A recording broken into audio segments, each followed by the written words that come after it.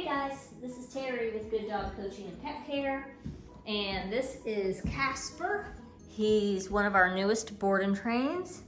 He's an 11-month-old French Bulldog, and he is here for general obedience, but also he has an issue with biting his owners mainly, when they try and touch him in certain places on his body, try and clean him, like his wrinkles and his ears and his butt and all that kind of stuff. So multiple people in his family have been bitten by him, and he's got a little more extensive bite history than I initially knew about. So I probably would have had them muzzle condition him prior to coming, but so at this point I'll probably get him a muzzle. You know, you need a special muzzle for these short-faced dogs.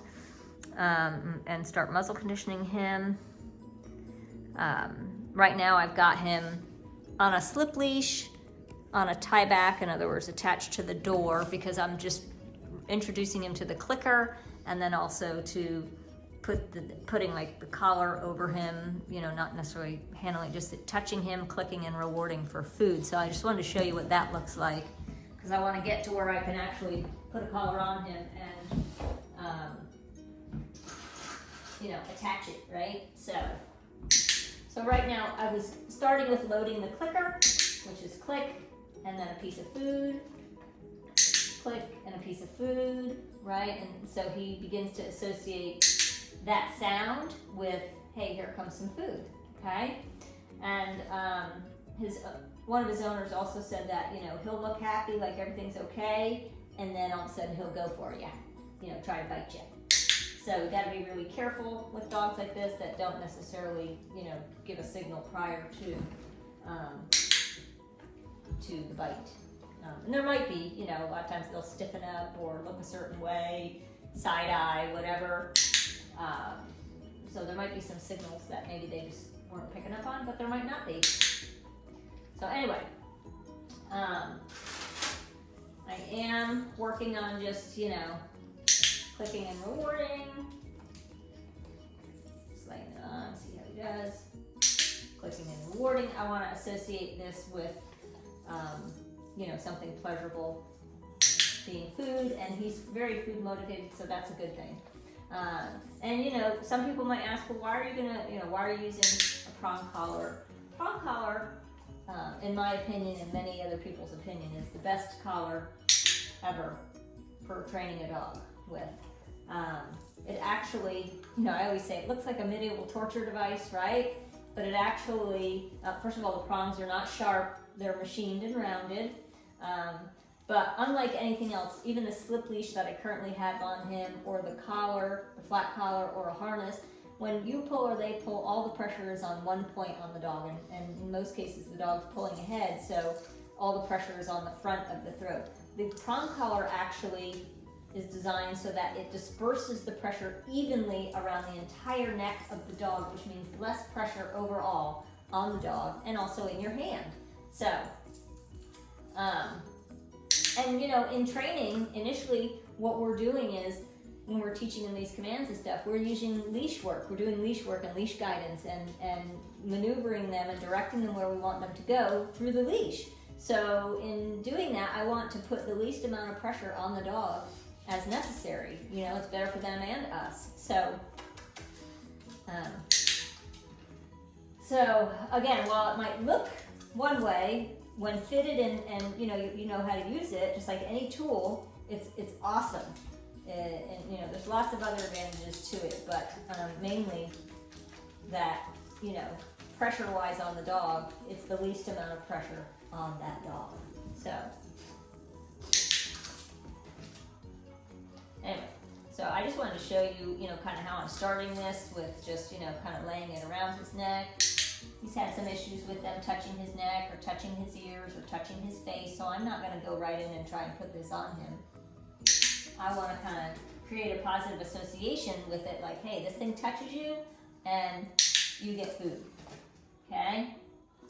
So I just wanted to share that with you. I'm going to be doing this over and over, and I'm actually going to touch him also, and very carefully. but you know, be doing this touch, click, touch, click, touch, click, touch, click, you know, and rewarding with the food, because I want him to learn, hey, right, like touch is good, right? Because he has manipulated them through trying to bite them when they're doing something he doesn't want them to do. So.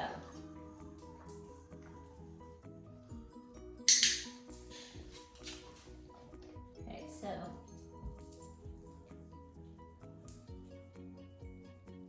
Good. Good. Yes, good boy. So we're progressing into kind of putting it underneath and around a little bit.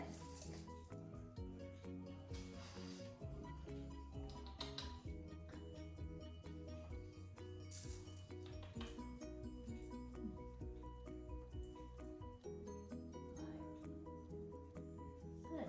Kind of a little bit like muzzle conditioning. Good. I want to get to where he'll kind of present his head for me with the collar. Working on that. Good job, bud.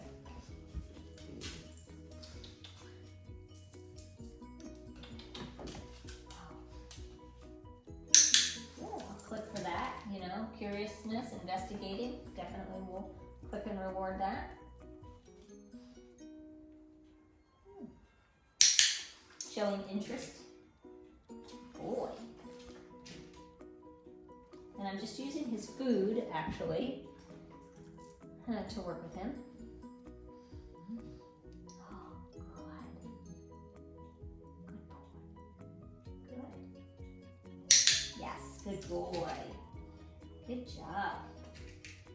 Good boy.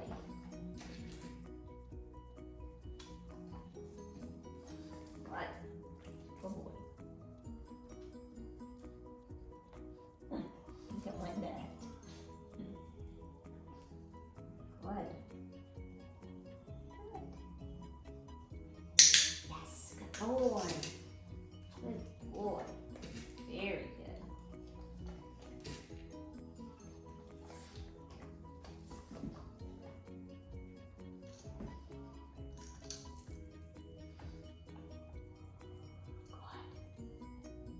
Good boy. Yes.